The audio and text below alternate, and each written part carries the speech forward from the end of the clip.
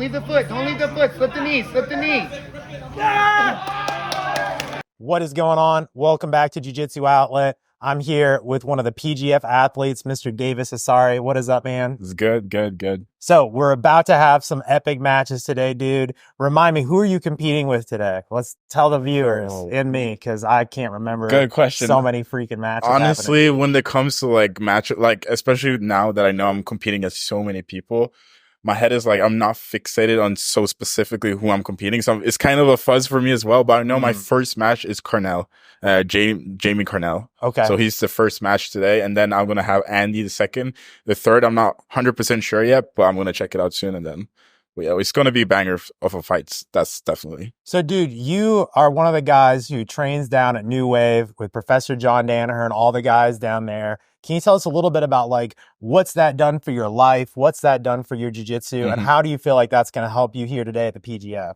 Like, obviously, before I fucking got to New Wave, no one knew who I was. And then when I got there, I suddenly started to win a couple of matches.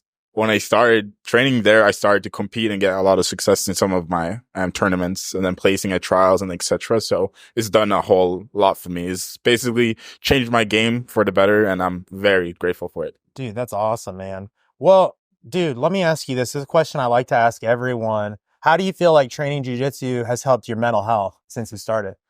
So like, obviously, I started not like super early. I started when I was 17. So I kind of had my life panned out before jiu-jitsu. Like I wanted to study to become a lawyer or something. So you kind of make this whole plan, but obviously that's not, I don't think people who are like athletes here would love or like that type of lifestyle, like 9 to 5, you know? Right. So obviously like doing jiu-jitsu for a living and just like doing something you like this, cause it's fun. Like we all do it cause it's fun. So yeah, it's changed my life for the better. It makes it more fun.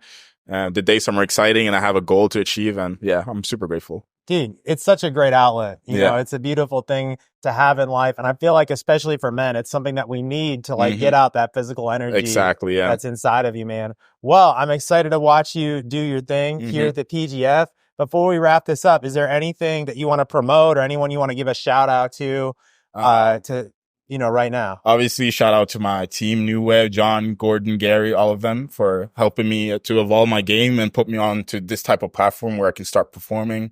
Everyone back home, and then Gate City 5, the guys who were trying to get my visa sorted so I can actually stay in the States over a consecutive time so I can start training and competing more consistently.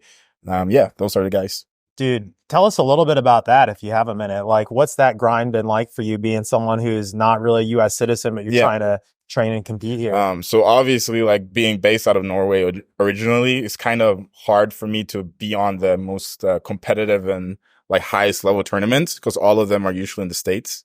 So not only getting better training at New Way, but also being active competing in the biggest stages is also very important for your career. So I've been able to go back and forth because Norwegian, if you have the Norwegian passport, you can get like an ESTA, which is pretty like a nice visa where you can stay for 3 months and then out and in. Right. But initially I studied, actually. That was the way I fucking got my visa. I just applied for a community college, studied for a period and trained and studied. But now I can actually get my athlete visa and then stay there and only train and focus only on training so I can actually become better. So that's pretty cool. Dude, hell yeah, man. So Davis, heard a rumor. People are calling you new nickname. I want to get your reaction. The Norwegian Nightmare. Norwegian Nightmare, bro.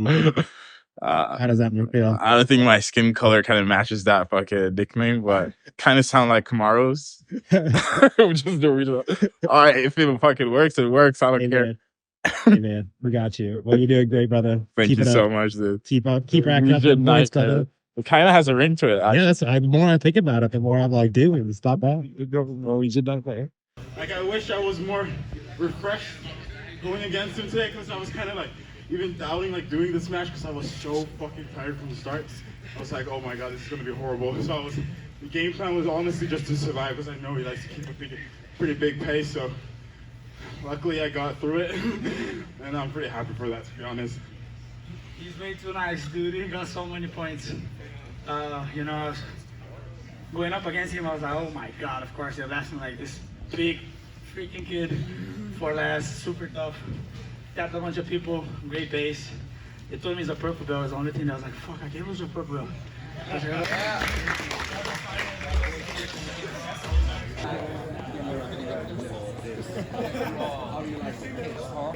Your winning team for season 6 led coach by Master Jean-Jacques Machado, ex-Marshal.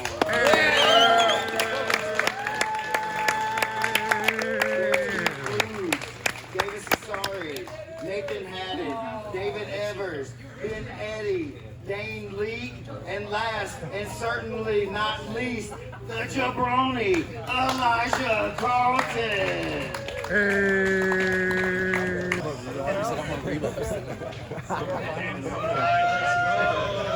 Woo!